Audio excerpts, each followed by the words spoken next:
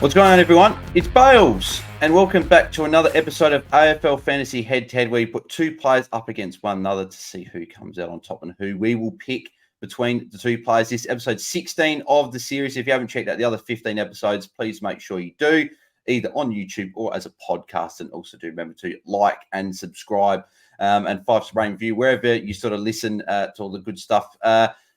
We've got another special guest, and we're talking about a couple of premium ruckmen. We're going to bring, obviously, some other rucks into the discussion as well, but we will be focusing on the two big dogs here. But joining me is a very, very knowledgeable coach. He's now made his debut on a number of times on the coach panel already, and I'm sure you'll be able to hear more of him throughout 2024, and he's all over X with plenty of really, really good stats. It is Vams Fantasy Nut. Vams, mate, how you doing? Good, mate. Good. Looking forward to getting stuck into it, debating the two big dogs at the ruck position. Yeah, I know. They're very, very expensive. Based on last year, they had both fantastic years. And we are talking about Tim English and Rowan Marshall. So I keep forgetting to do this at the start. But Tim English priced at 1.07 million and has a current ownership of 15.56%. And then Rowan Marshall is 1.05 million with an ownership of 7.91%. So you can see they're not as selected as much as probably what they were last year. But we will discuss that and we'll probably touch a bit more on Max Gawn as well later on. I'll be taking Tim English and Vams will be taking Rowan Marshall. So we'll start off with Tim English being the more expensive player. So yeah, Tim English, the most expensive player in the game this season after having a massive year last year, averaging 118.7. He went absolutely bonkers last year. He's not really, we say he's a ruckman. He's listed as a ruckman, and he is a ruckman. But is he really a ruckman? He is like an extra midfielder for the Bulldogs. He just does everything around the ground. Last year, the good news, he didn't actually miss a game. So he played 23 games for the season, which is fantastic. Obviously, there's been years in the past where he hasn't played years. He's missed something for a concussion or whatever. But last year was playing every game, was above 80% time on ground. He had some massive scores here. So just read out some of these big scores here. And this is, again, you've got to remember, this is a ruckman as well scoring these. So like 145, 123, 129, 151, 121, 158, 134, 140, 153, 131, and 146. That's not even me reading out his 110 scores. He had, I'm just counting here, 1, 2, 3, 4, 5, 6, 7 scores in the 90s. And then he had that 176 that he scored against, I believe it was Port Adelaide. Marvel. And of course, I had him captain that week. I remember that was a very, very depressing night, but we're not here to talk about that. So yeah, he was just amazing last year. And the amount of times he had over 20 touches in a game as well. So his floor is already set so high. And if he does have a game where he comes up against easier ruckman, his ceiling can just go up even higher because he'll get those hit outs and he'll get those touches, which we know he can tackle, he can mark around the ground.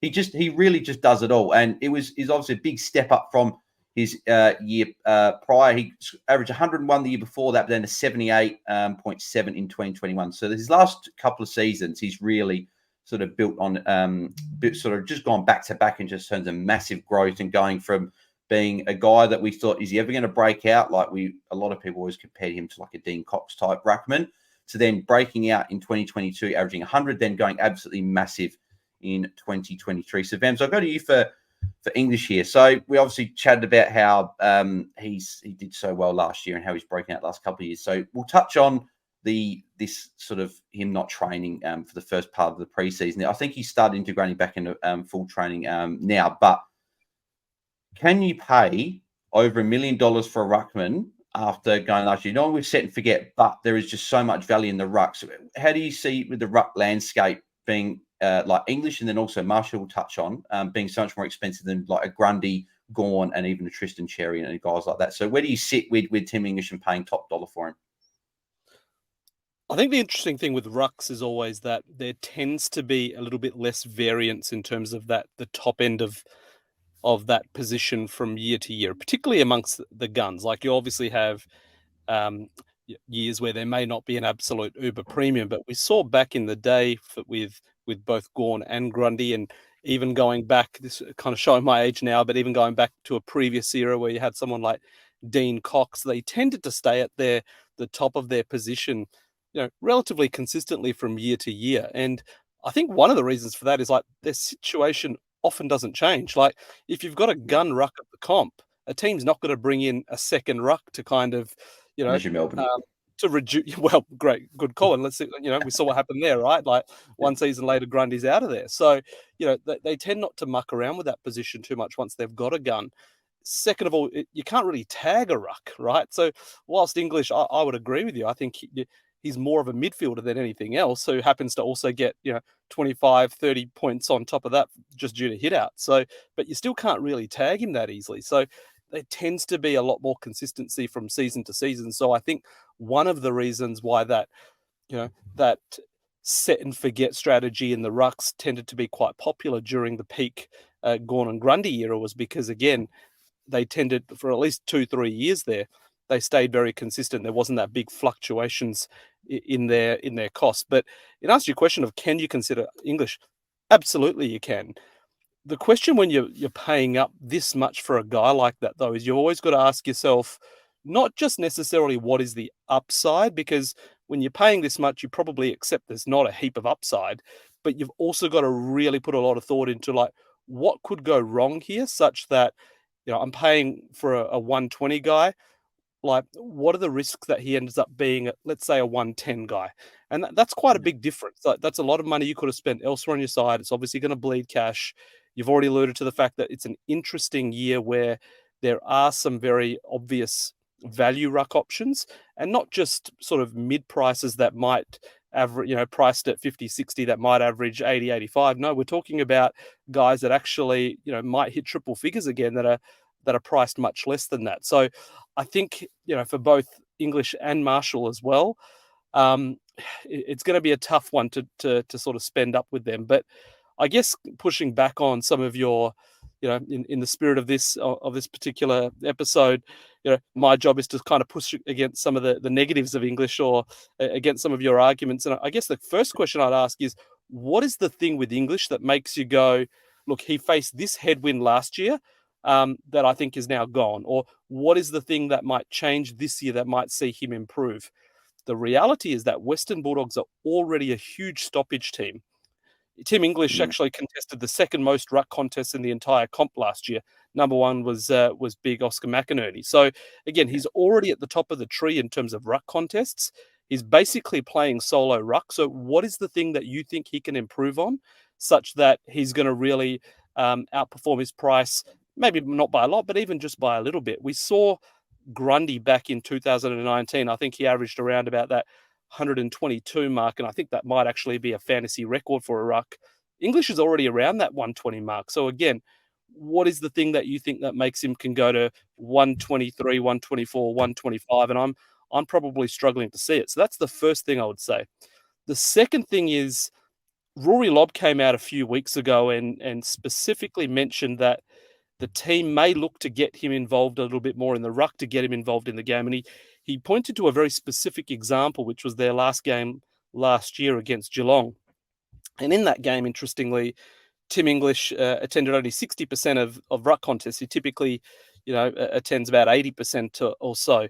And obviously Lobb attended the other 40% in that game. And again, a much more even split than what we typically saw at the Western Bulldogs last year. And in that game, English only scored 98. So if what Lobb is saying is true, and look, maybe it's not, but if even a little bit of what he says is true, and the Western Bulldogs, instead of there being an 80-20 split between him and English in terms of ruck contest attendances, even if it goes to, say, 70-30, is that going to be enough for English to drop off just that fraction? Instead of averaging 118, does he instead average 112? And again, at that price point, a drop off like that is actually reasonably significant. The final point I'll make against Tim English in terms of what his downside is this injury history, particularly in relation to his concussion history. We saw recently, and again, you already sort of mentioned this a little bit earlier, which is he missed a whole lot of sort of contact drills in terms of the Western Bulldogs preseason so far, because Western Bulldogs they were monitoring him for sort of concussion-related symptoms. Or concussion-like symptoms, I should say, that they were concerned about. And it turns out that they were instead migraines, and often a lot of those symptoms can actually overlap. But I don't think that's just random cautiousness. The reason why they've been particularly cautious with Tim English is that he does have a relatively unfortunate history with concussions. In 2021, he missed 4 games with concussion symptoms, and in 2022 he missed 2 games after having sort of being slam tackled by Braden Pruce. Yeah. And Tim subsequently sort of experienced some delayed concussion symptoms. So again, missed a couple of games there. And we know teams, and in particular, the AFL are particularly concerned about concussion injuries, or the litigation that might happen down the line in relation to that. So I think I think any sort of head knock like that, or symptoms that, whether it's migraine or actually a concussion, the Western Bulldogs are going to be very, very careful with Tim English. So one to keep an eye out for during the year.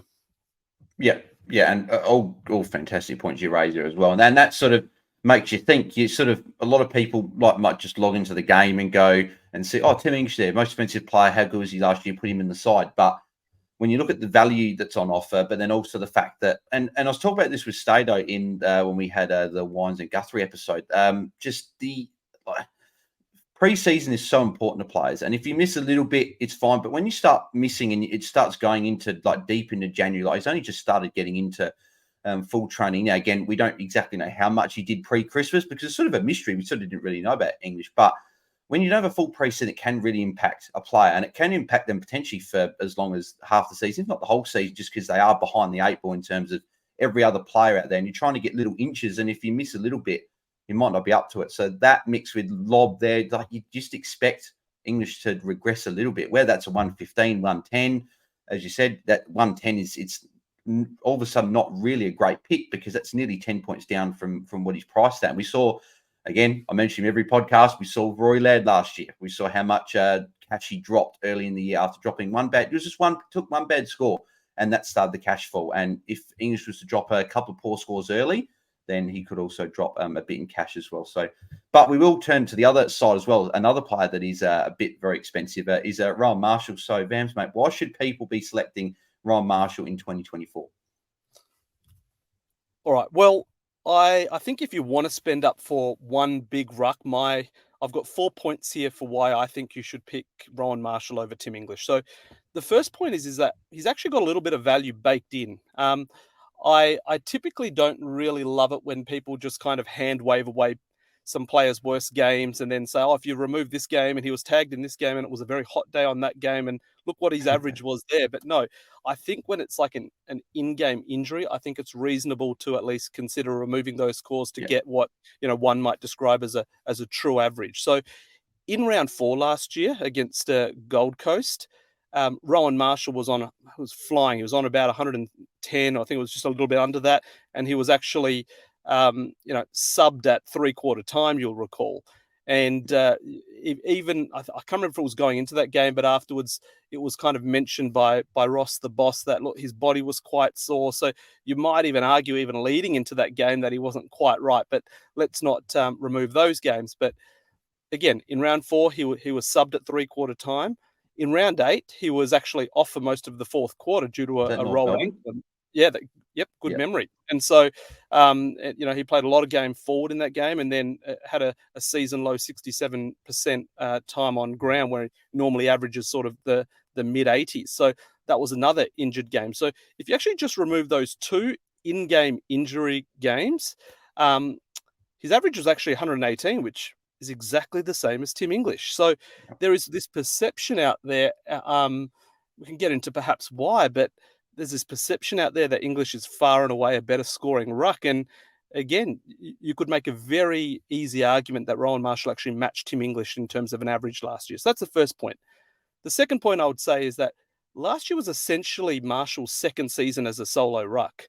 In 2020, 2021, 2022, he was essentially either sharing the ruck duties with Ryder, or he was, giving him nothing more than a chop out and mainly playing forward. So his only other season sort of as a solo ruck really was in 2019, which is his third season, when he went on to average 98. So when you look at it like that, he hasn't got a heap of experience playing solo ruck. You compare that to English, who's been basically the solo ruck in 4 of the last 5 years. The only perhaps exception being in 2021, when Steph Martin was the main ruck for the first half of the season, and then English sort of took over for the second half of the season. So I think it's fair to say that in terms of experienced in the ruck position, Marshall doesn't have anywhere near as experience as Tim English in terms of shouldering the ruck load. So I think it's probably fair to say that Marshall probably has a little bit more natural growth in him as his ruck craft develops. So whereas I think English is probably already just about or very close to what the best he can possibly be. The third point I'd like to make is that their consistency of scoring is, again, very, very similar. And you might be surprised to hear that English actually has a worse floor than Rowan Marshall. Yeah. Last year, Rowan Marshall had 4 scores under 100, and one of those games was that North Melbourne game where he hurt his ankle and played a fair bit forward. English had 8 scores under 100. Like it's probably hard to believe that, given how hot, he was the number one averaging player in the entire comp, and basically a third of his games he went under 100. Where English does have Marshall is those ceiling games, right? So when you look at games where they scored at least 130 points, it's actually relatively even. I think it's 7 versus 8 in favor of. I think that's in favor of English, but that's in favor of Marshall. But it's the 140 plus games where English really separates himself, and he had 6 such games like that last year, which is enormous, and Marshall only had 3. So again, I would say that at the moment Marshall's floor is already perhaps better than Tim English, but it's his ceiling that's not quite there. And I would argue again, as his ruck craft improves, as perhaps the team style, perhaps it goes a little bit more in his favor, perhaps those ceiling scores do come. And what I'm sort of alluding to there with the team style is, this is a statistic that I'll credit. I think it was Fizz from the Draft Doctors that actually first mentioned this, and this point on a recent podcast, which is the Western Bulldogs basically were, they had the second most ruck contests of all teams last year, and I mentioned earlier Tim English had the second most ruck contest attendances out of all rucks. And they were a bee's dick off being first, by the way. The Crows were first by a very small margin, but they were second. St Kilda, on the other hand, had the second lowest ruck contest comp, right? And Jaden Popowski on Twitter put up a very interesting statistics related to that, where he mentioned that despite that huge disparity in ruck contest attendances, Marshall actually scored more from ruck contests per game than English did, which is an extraordinary sort of statistic when you think about it, right? So again, just to sort of reiterate that point, Western Bulldogs already had the second most ruck contests out of any team in the comp. St Kilda had the second lowest ruck contests in the comp, and despite that, English outscored Marshall in terms of scoring from ruck contests per game. So the question then you ask is, look, is that going to change a little bit this year?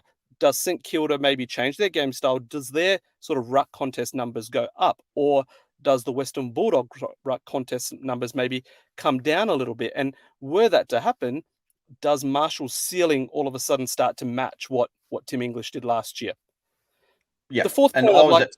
Go ahead, mate. I was just going to say quickly. Yeah, I talked about that with Liam on the Tom Stewart, Jack Sinclair episode. I was just saying, I think that there's a chance that St Kilda don't change their game style, but I think they're just going to have a few more stoppages than what they had last year. Like, it was extremely low, as you said, second lowest. So, and with all the inside mids that they've got, like Jack Steels, Brad Crouches, guys like that, I don't see them being as much of an outside team as they were last year. So, as you said, that could be a good thing for Marshall. But yeah, sorry, go on with the last point of Marshall.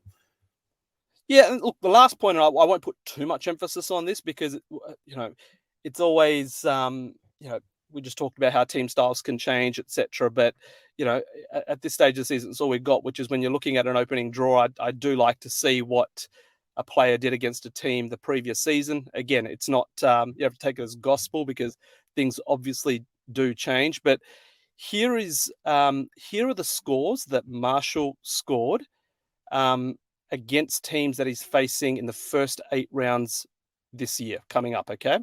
141, 134, 100, and that was against Essendon, who typically restrict rucks quite significantly, but Sam Draper may not be fit to be playing that game. We'll wait and see.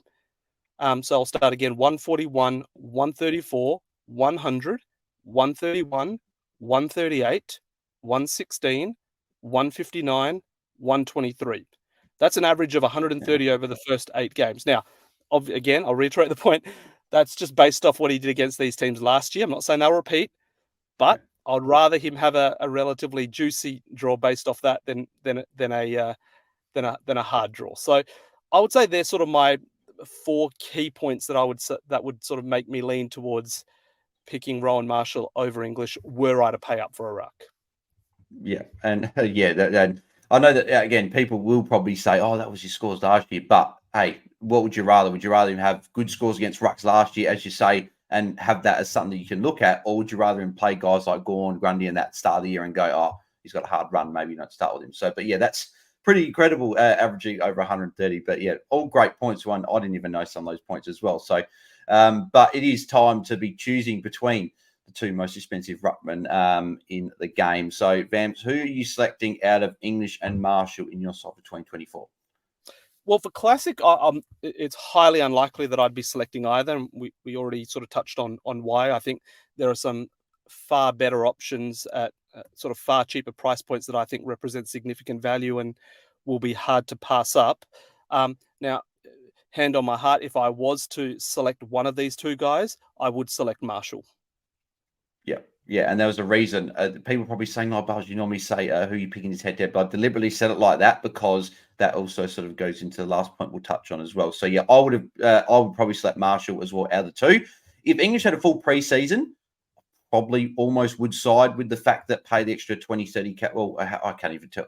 No, it's like 50K, sorry, difference between the 2. So I'd pay the extra 50K. But when you're looking at these premiums, you've got to look at the little sort of what are little things you can sort of pick out. And because you're splitting hairs with sort of a couple of guys that were saying how similar their floors, their ceilings, and everything is. But yeah, when a guy's had a full preseason compared to a guy hasn't been training or whatever, I always lean with the guy that's been training. So, and that's Ryan Marshall. But that sort of goes to our last point as we wrap up as well, is that Max Gawn is probably the main one we'll talk about because Grundy and Cherry, it's pretty much you're going Grundy R2. And if you're going one of the most expensive runs, I think the only other one you go is Gawn because you're clearly trying to rule out Cherry because you want your sort of more solidity in the ruck line. It's a lot of money. It's like it's about 200K or just under 200K, I think, for Marshall and just over 200K for English from Gawn. So are you saving that cash and going a Max Gawn, or are you paying the extra sort of around just under 200K and getting a Ryan Marshall instead? Yeah, I mean, personally, I'll be going down. It's still up in the air as to who that might be. I think we obviously Tristan Cherry is the other very popular option there. He recently, I think, fractured his face, so we've got to see when he's returning and going to be able to sort of train with contact there. But yeah, almost certainly it'll be, I think Brodie Grundy, if I'm being honest, I can't see him not being in my side unless he gets injured or suspended round 0. The real debate is who that other guy might be. The benefit of Gawn is that, again, in the full-time ruck sort of role, we know he can go at that, close to 110 sort of average. He did 109, 111, the COVID year, at around that 110 plus mark as well, then 110 again in 2021. So we know that that's within his reach, and it's priced at 93. We saw him when Grundy went out of the side late last year. Again, Gawn went absolutely off. So for me, it's like I can see a world where the difference in average between Gawn and English may not be that much, right? I'm not saying Gawn will definitely average more. What I am saying is that I think the difference is going to be far closer than what people might expect. You then take that, whatever that price difference is, you put it on someone else's head and you make up the points there. And I think that's the way to approach it. It's not to compare English and Gawn or Grundy and Chet. What you've really got to do is go, okay, it's Gawn plus this other guy that I can now afford versus English and a cheaper guy. And you just have to put some projections together and see which 2 you like.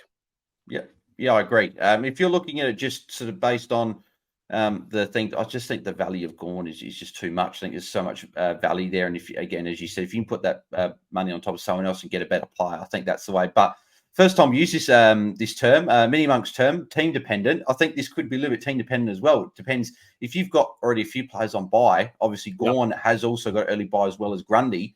If you've got both Ruckman missing, again, if we get an playing R3 like a Jordan Sweet or a Toby Conway, I think this argument's sort of bit like the point I'm making is null and void because you'll have a covering player each bye week. But if you've already got a few players on the round 6 bye with Max Gawn, but then also guys on bye with Grundy in round 5, and then you've got other guys on bye, then all of a sudden it's like, well, if you've got too many of these guys on bye. So that's where you might just side with paying up for a guy like Marshall, or even go down and get a Tristan Cherry instead. But I think that if we get a playing R3, it won't matter. And I think a lot of people aren't going to have that many bye players in their siding. I think a lot of people, this early stage, are looking at limiting the premiums that they've got on buy, and they'll look at more your value players. So, but very interesting, plenty of time to go on the presets. But as you said, Vams, so you currently don't have either guy on your site at the moment? No, that's right. So at the moment, it'll be Grundy plus one of Gawn or Cherry, with the sneaky sort of dark horse option being, I had a play around today with putting Jordan Sweet at R2. And it's very risky, but I'd only consider it if he was named as solo ruck, so not even solo in the side. It's very risky because if it doesn't pan out, then you've really got nowhere to move without doing a full-blown restructure, really. Like maybe you could get up to Cherry, perhaps, but the temptation of doing that is, boy, the rest of your side looks sweet. But again, that might be a bit too risky for me. So I think for me, it's probably going to be Cherry plus either Grundy plus either Gawn or Cherry. Yeah, I saw what you did there as well. You said your team would look sweet, and you had Jordan Sweet Very inside. good. So, wish I could say but yeah, I currently don't have either as well. But yeah, I haven't played around either with having Marshall or English in my side, but I'll probably do that just to see exactly what it would look like. But yeah, I'm looking at the other 3 at this early stage. But do it for the head-to-head battle for episode 16. But let us know in the comments below what you guys think of Tim English and Rowan Marshall for 2024. You guys select, actually, yeah, put in the comments below. You guys are picking either in your side. I'd be very interested to know because a lot of people are selecting 2 of Gawn, Grundy, or Cherry. So let us know in the comments below if you're selecting either, and just your thoughts on those 2, and then any other general questions, put them in the comments below. Make sure you do leave a like on the video as well. So if you are watching right now, I said there's a few people watching right now, so I'm talking to you. Make sure you leave a like on the video. It does help at the channel out a lot. And then, yeah, also make sure you subscribe. If you listen to the podcast, make sure you leave a 5-star rating and video. That'd be very much appreciated. It does help out AFL Fantasy Fanatics a lot. So, yeah, very much appreciate your support. But Vams, mate, thanks for jumping on for the episode. Good to have you on the channel for a second time. We had you on the Twitch space during the season last year, but I'm sure we'll hear more from you this year. Where can the people find you across the socials, and also what can people expect from you on the coaches panel this year? Oh, look, I'm happy to contribute when called upon, mate. But nothing regular planned. But I like to sort of just post my general thoughts and musings on Twitter. So you can find me at Fantasy Nut on Twitter, and get involved in the discussion. Yeah, 100%. Make sure you go and follow Vams. Great account, and plenty of good stats as well you're putting out there as well. So, but yeah, thank you everyone for tuning in. Social media for me in the description below as well, at BalesDT on across the socials as well. And then like, subscribe, follow, and all that good stuff. The next episode, we got another member of the pod, and we'll be talking about a couple of defenders that could potentially break into that top 6 this year. So a couple of very interesting names that a few people are considering. So we talk about those in the next episode. Thank you, Vams, once again for jumping on, and we'll catch you guys in the next episode. So we're out. Cheers.